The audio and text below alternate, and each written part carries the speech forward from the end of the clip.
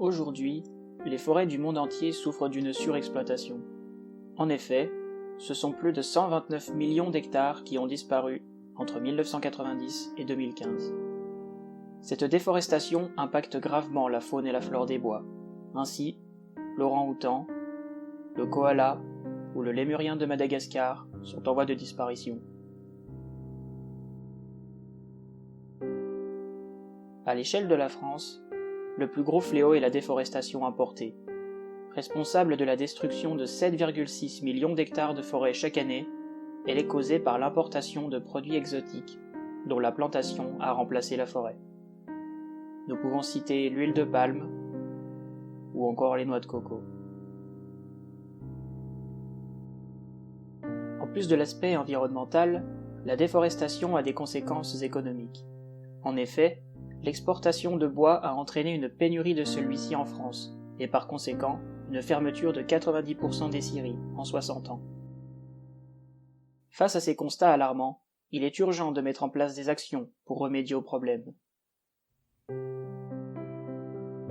D'ici 2030, la France prévoit de stopper la déforestation importée, ce qui réduira sa responsabilité à l'échelle mondiale.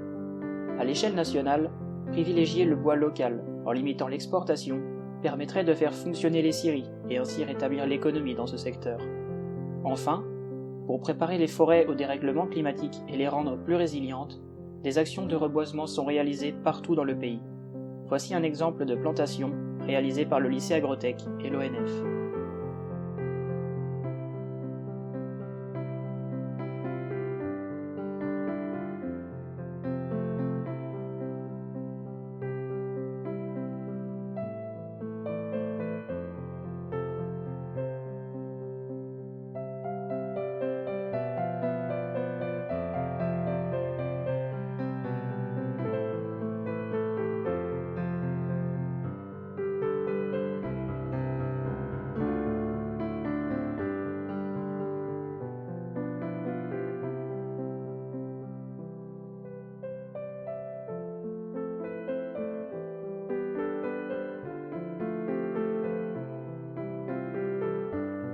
Ainsi, l'avenir des forêts est entre nos mains.